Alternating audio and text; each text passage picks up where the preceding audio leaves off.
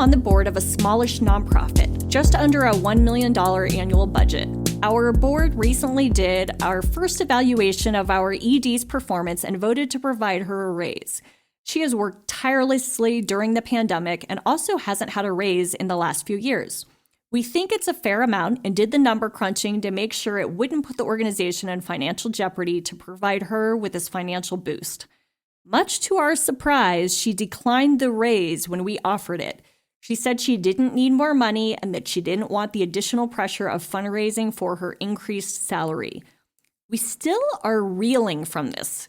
Do we simply accept her wishes? Is it her choice even when we all voted approved and want her to have a raise? Oh my gosh, I love this question. This has like so much like crazy, interesting nuance in it. Wow. And on top of that, it has like a board staff responsibility question as well that's thorny.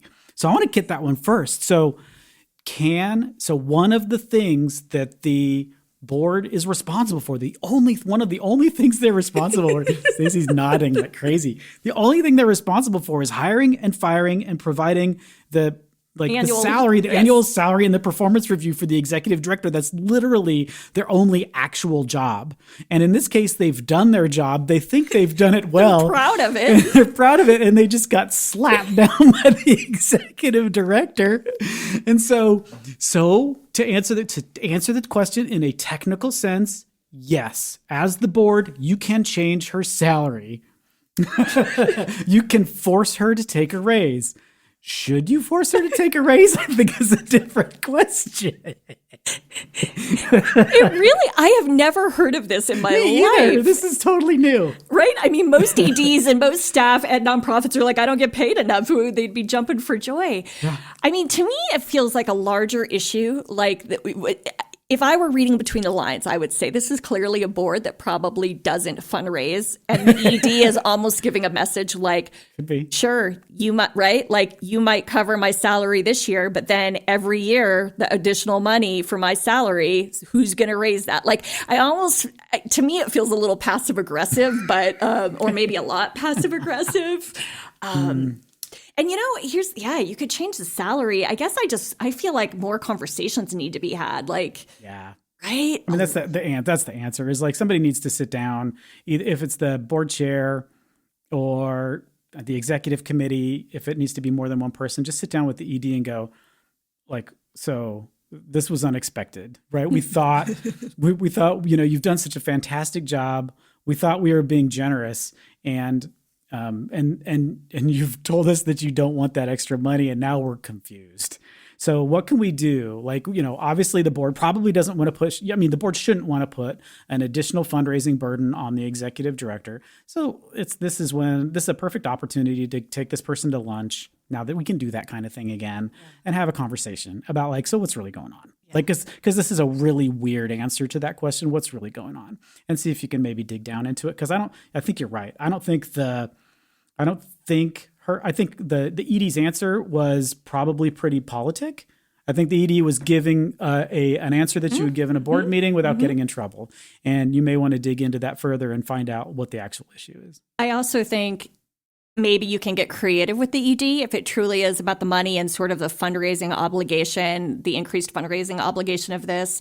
Sometimes I've heard EDs being uncomfortable because perhaps they are making a significant amount more than the next level in the organization. So there could be a lot there that could unravel sort of larger issues that the organization needs to think about, but also get creative. I talked to a nonprofit staffer recently who was joking with me saying, I got a raise. I mean, I took it. I was excited, but I really actually wish the ED would have talked to me instead about other options than the money, because I actually don't need the money and don't want the money for tax reasons and everything else. I actually would love more time off. And so I wish there would have been an option. So I also think there's ways to like kind of figure out a solution that maybe makes the board feel good and the ED feel good and all is right with the world. Yeah, it's a good problem to have.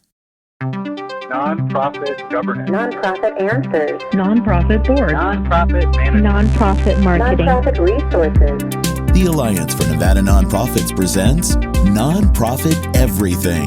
the podcast about everything nonprofit, with your host, Andy Shurick and Stacy Wedding.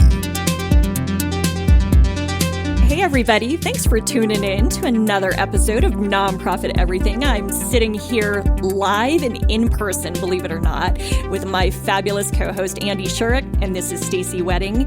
As you know, this is a production of the Alliance for Nevada Nonprofits. A couple of exciting new developments, at least for us. One, a special thanks to NV Energy, who is allowing us to use one of their own studios in their facility to record this. So hopefully that painful Zoom sound in the background is going to be gone, at least for the time being. So huge shout out to NV Energy. Also, we decided after some great feedback from one of our listeners that we needed to set up a phone number so that if you're driving or maybe you're running or walking or something and you have a question for us, you can just call and leave a voicemail message and that'll get you on the show. So we'll make sure to use your question and respond on one of our upcoming episodes. So here's the phone number. Make sure to jot it down or you can find it on the nonprofiteverything.com website. Crash your car while you write this down. Yeah, crash your car, and stop running and somehow, put this on your arm or something. I don't know what you're going to do, but it's 702-900-4656, 702-900-4656. And as always, you can also write us or just email us or whatever. Send us your questions in whatever way. So thanks.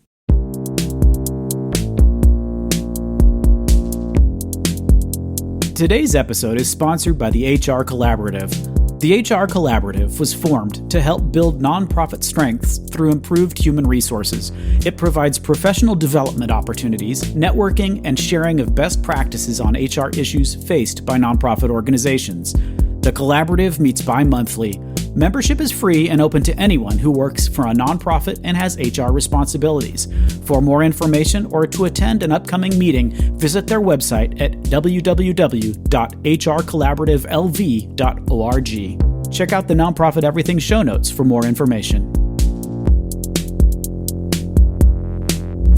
Our fiscal year starts on April 1. The ED told me that because of funding issues with two programs, the board will approve a provisional budget for the next 3 months rather than a budget for the full fiscal year.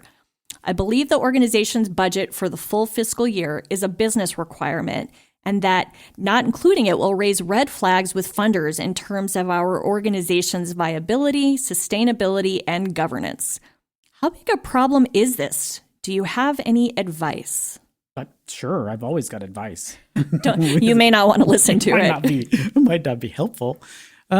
So on this one, there are a couple of kind of questions that are sort of buried in it together, but I think I'll just kind of take them one at a time. So the first one is what's a provisional budget? Is it okay to create a budget for just 3 months instead of a budget for 1 year? And if it is okay, what do people think about that? I think that's kind of if I was going to boil the question down. The reason I see people do provisional budgets, in this case, it's because the funding issues, right? Which means that we want to get a grant. We think we're going to get a grant, but we're not going to put it in stone. So what we're going to do is we're going to ask the board to approve something for the short term. And then if we do get the grant, then we'll come back to them and we'll approve a bigger budget. My opinion is that's a cop-out. I think that's an absolute cop-out. So what you should be doing when you're talking, first of all, if your organization is so fragile that you're reliant on a single funder to make your budget completely different, that's clearly a problem. You want to make sure that you don't have all your eggs in one basket, right? Diversification is your friend. Exactly. And I think we've learned that over the last 18 months, right? So that's one thing. The other thing is your budgeting process for revenue should be just as rigorous as your budgeting process for expenses. So a budget just isn't the expense portion, which is here's what we want to spend. The budget also includes this is the money we're going to bring in. And if it's it's coin flip, if I don't know if you're going to get this or not, it's truly 50-50, then you need to figure out a way that, number one, should give your board red flags about diversity of income. And number two, it should say that maybe you need to think a little bit harder about how your organization is, what your business model is. So from a funder's perspective, I don't know. I can't answer for a funder's perspective. My suspicion from a funder's perspective would be that if you give me a 3-month budget, you don't know what you're doing. No. That would be my instinct. So I'm going to answer it just because I have been on that side of it before and have worked with a lot of funders. And I will share that I agree. I think that would be a bit of a red flag for a funder. Unless there is some really solid explanation or plan saying, here's what we're setting forth, the reason, and providing some context if it's, let's say, a grant application, if they even allow you the space to do that, right? But like if you provide some context and talk about your long-term plan that you're in the midst of, you recognize that you're not diversified, you're working more toward that.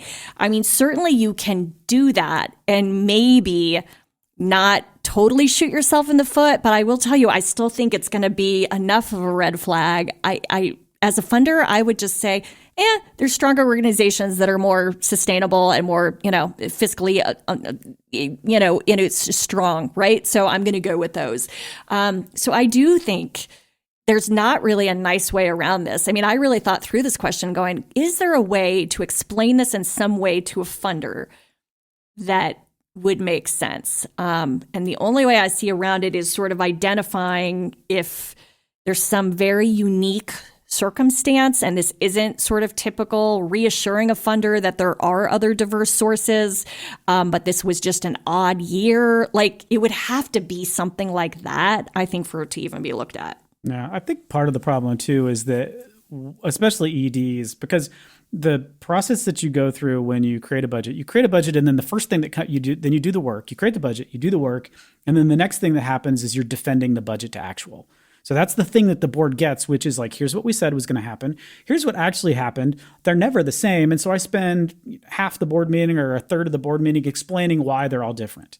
So thinking about your budget as something that you want to get right, that you want it to be exactly right so that you don't have to have that uncomfortable conversation about why it isn't right, then becomes the primary motivator for generating the budget. And that's absolutely the wrong way to look at it. And the board should be encouraging you not to do it that way. That it's okay. A board that hammers on you for misbudgeting or budgeting wrong, my opinion, of course, is barking up the wrong tree. That's not what they should be talking about. They should be talking about, like, do we need to make the budgeting process more robust? Is there something about the funding streams that we need to be concerned about? Like, why is the budget off? And okay, great, let's move on. And we'll think about figuring it out later. What a budget should be is like your best estimate, your best guess about what's going to happen in the next 12-month period.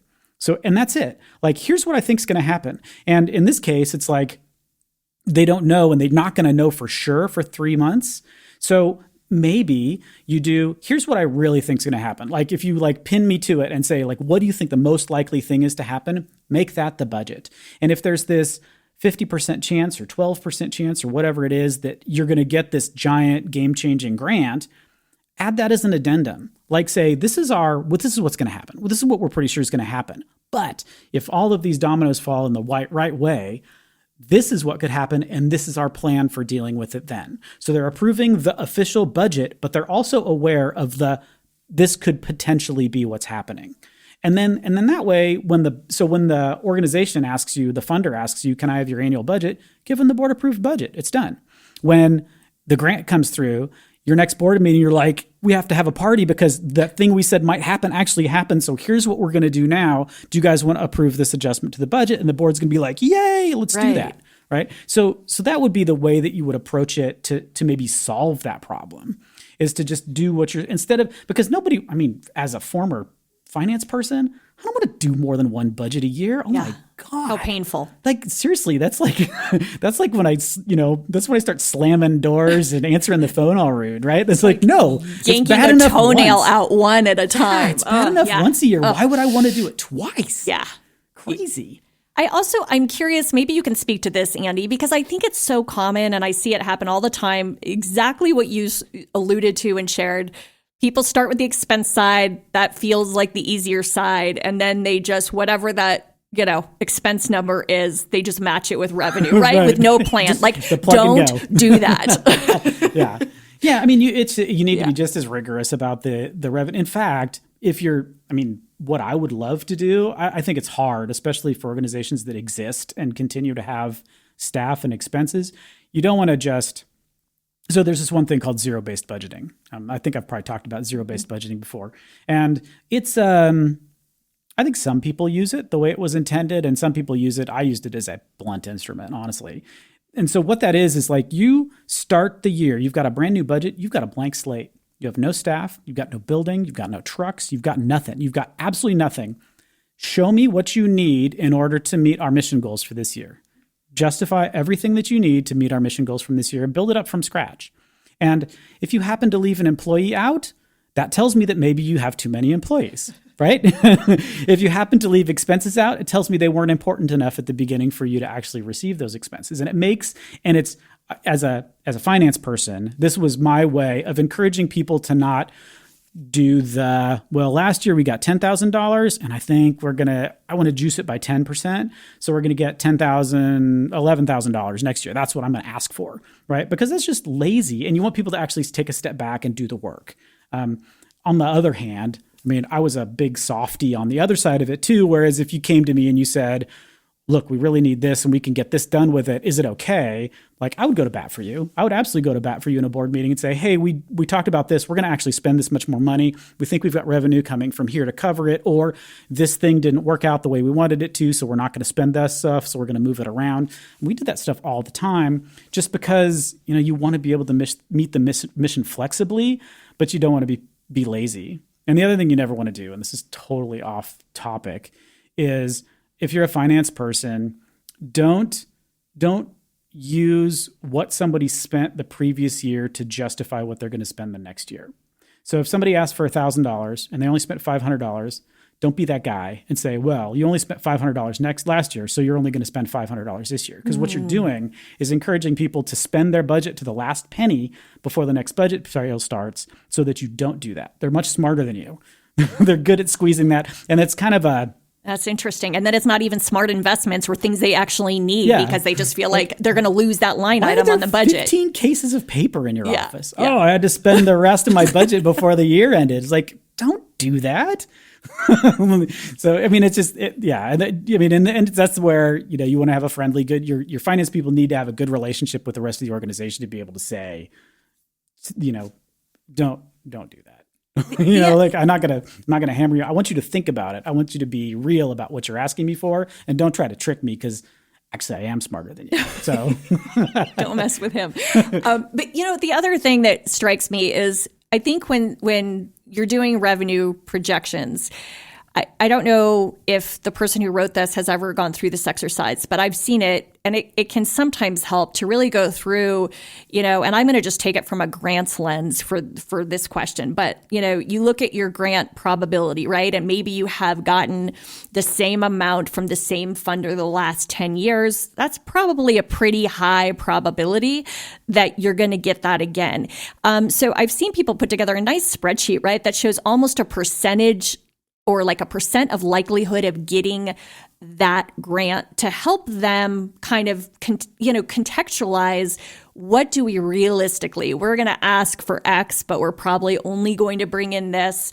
And let's maybe give ourselves a little bit of a push goal. So here's what it should be for the budget. So I think there's ways to do this that, like something like that, Andy, that you'd be cool with that, right? If someone did an exercise like that? Yeah, I recommend that all the time, is actually coming up with, and it works better for larger organizations that actually have development staff. Yeah. Because then the development staff has a goal. They know who their target list is. They'll be able to go down those list of names and pretty accurately say, yeah, there's a 50% chance I'm going to get $10,000 out of this person, right? They're gonna be able to, and when you get enough targets together and you have those percentages, in my experience, that's actually worked out really closely. Like people come pretty close to their actual goal when they go through that exercise.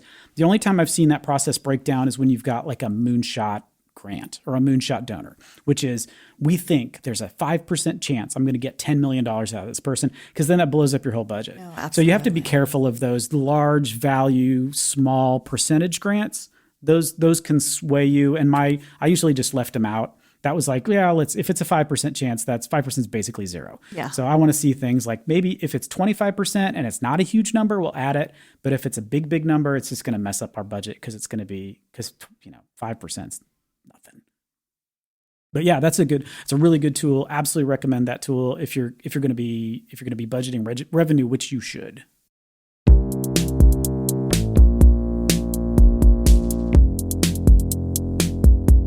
I'm the executive director of a student-run, fiscally sponsored nonprofit, and I'm a student as well.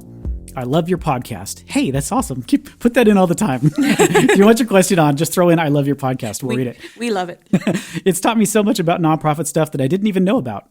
I've been looking into nonprofit boards, but I still don't really understand the difference between a board and staff.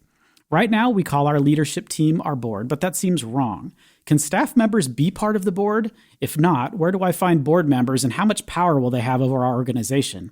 I want to take us to the next level, but I think I need to smooth this out before that. I love this question. There are some layers here, but let's start with just actually answering your question, because I have a tendency to, go down a rabbit hole that never actually gets to your answer. So this could be an episode, like an entire episode. It could be, right? So first and foremost, I think one thing to keep in mind is whether you are, you said you're a student-run, fiscally sponsored nonprofit. So whether you fall under the umbrella of another 501c3 who is your fiscal sponsor, or whether you are a standalone nonprofit 501c3, oftentimes when you're just sort of newer or getting your start and younger as an organization, the board is named a board specifically because they have fiduciary and legal duties, right? So there's the duty of care, duty of loyalty, duty of obedience, and, making sure that they are providing that oversight and really governing the organization. Big picture, right? Making sure everything is in compliance, all laws are being met and all that. But oftentimes that same group and body of people is also doing like the work of staff, right? It's a working board as well. So they have to wear two hats if you don't have paid staff in an organization. Oftentimes your board members are both having to take kind of that governance fiduciary role and also more of a staff, roll up your sleeves, make it happen, implement and execute. So anything to add on that, Andy, that piece of it? Yeah, I mean, you're right that's just sort of the default mode for brand new baby organizations where those board members and staff members overlap all the time. And what I'm going to just share from personal experience, because I was part of an organization for a while that we literally had no paid staff. We called everybody aboard. We had to, designate as a corporation and having bylaws and meeting some of the, basic state laws. We did have to, have a board of directors for our organization. But we also were the volunteers. And so we didn't kind of get it muddied with saying some of us were staff and some were board. We literally were just like, we're the board. And that means the following things, right? Like we've got to do all the things that I just said. So I think that is one piece of this. I do think that as far as can staff members be part of the board, so I just don't know enough about your organization structure. In general, I would say most nonprofit boards have, if there is a staff member that serves on their board, so it's a paid staff member that serves on the board, oftentimes there's only one person, and that tends to be the executive director, and that person does or doesn't have voting authority, oftentimes doesn't have voting authority, but still is considered a board member. I'm probably going down the weeds here because I'm not sure that's your situation, but I guess I'm just thinking it is important to know that, you can have a staff member, but you're trying to provide that line of separation between what's going on day to day operationally and then the oversight role. So, and again, this gets clouded when you're small because you're kind of doing it all. Yeah, I think for me, the difference between when that's problematic, when the staff and the board are combined together and when they're separated, it becomes problematic when you start paying people. So if nobody's getting paid, if it's this typical brand new baby organization that has a board and no other staff members and nobody's getting paid to do anything, we're the people here doing the work, so it's us. That happens all the time, and that's how most little tiny baby organizations start. It's when you start paying people that you need to start, then you have to put in some sort of firewall, like you just said, between what the board's responsibilities are and what the staff responsibilities are. And that tends to be one of the most, from at least in my experience, that seems to be one of the most problematic challenges. I call them adolescent organizations. Like an organization reaches adolescence when they're no longer children, they're adults, and they have to move from the board is doing everything to now we are really just in charge of making sure things get done. And there are paid people whose responsibility is to do it. And our role changes from the doers to sort of the managers and the people that are, like all the fiduciary stuff that you just said, all of the important things that they're responsible for. As long as nobody's getting paid, they can totally overlap. Yeah. As soon as you start paying somebody, then the rules change. Yeah. It gets sticky with that. Good point. And you're right. It is a pain point and tends to be like when you look at organizational life cycles and like developmental life cycles of organizations, that is one of the biggest pain points in that transition to more of an adolescent organization. The other question, right? How much power will they have over our organization? The board has ultimate power and authority. So yeah, you got to. The answer is all of it. Yeah. Yeah. It was like, you got to be really like, that's why finding good board members and recruitment is so critical and important. And I know that was sort of your next question, right? How, I want to take us to the next level, but, how do I find board members? What I would really want to see you do is first think about what your needs are as an organization. So, if you are looking to have a true board, that has that fiduciary oversight. Do you have someone with financial expertise? Do you have someone maybe who's got some legal expertise? Looking at rounding out what you would need, maybe someone who's got some marketing and public relations background. You really want to kind of look at what are the connections we need to get to where we're trying to go, right? What are the expertise and skill sets we need? Obviously diversity, equity, and inclusion is super important these days, and making sure you're keeping an eye on whether you reflect the communities you serve. So I think before you start just running out trying to find board members, I would love for you to maybe just take a quick step and, like, as an organization, say, what is it that we really need to help get us to where we're trying to go? Mm-hmm.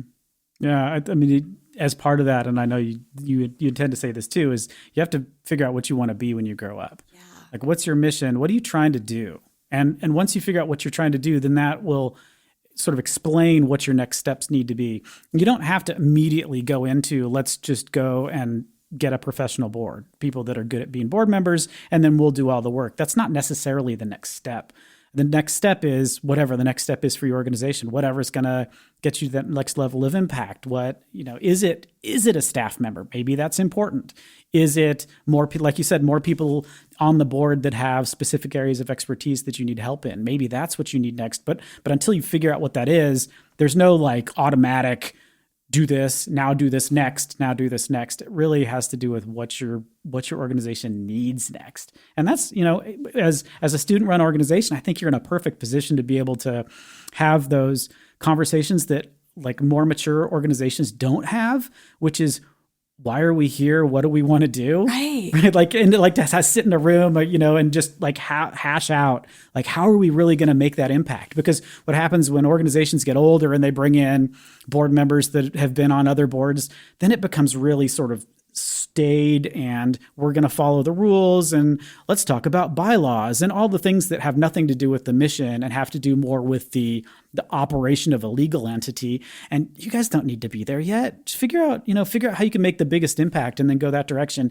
And please just keep asking questions. Keep bug us, yes, bug anybody. We love these questions. Yeah. Says, what do we do next? Here's where we are. This is what we want to achieve. How do we get to that next place? And a word of advice, because I'm going to assume, since you're a fiscally sponsored nonprofit, I'm going to make the assumption that you're probably smaller and you're under the 501c3 umbrella of a larger organization. And with that in mind, I do think if you're recruiting board members, it is so critical to talk about the realities of what it means to be a board member for your organization. So many times people are like, yeah, I've been on that board before. But depending on what life cycle the organization's at, I may have served on a board and hardly had to do anything other than, I don't want to diminish it, right? Oversight, sort of strategic direction. I shouldn't say that's hardly anything, right? That's a lot. For some board members, it is for some hardly. board members, that is really tough, right? But like when you are, I will tell you, as someone who was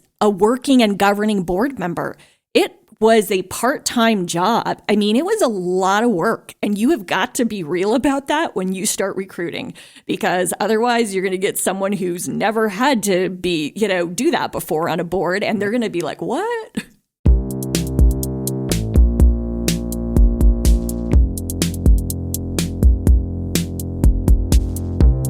That's it for this week. Thanks again for listening to the Nonprofit Everything podcast. Stacey and I are really excited to get your questions, so keep those coming. Use the new phone number. Get us on Facebook, Twitter, bug us at night, whatever you need to do to get those questions to us, and we will do our best to answer them as quickly as we can or get a guest expert to do it for us. Thanks again to the Alliance for Nevada Nonprofits for making this possible, and another shout out, because we sound pretty good again, finally, to NV Energy for letting us use their studio space. We really appreciate it.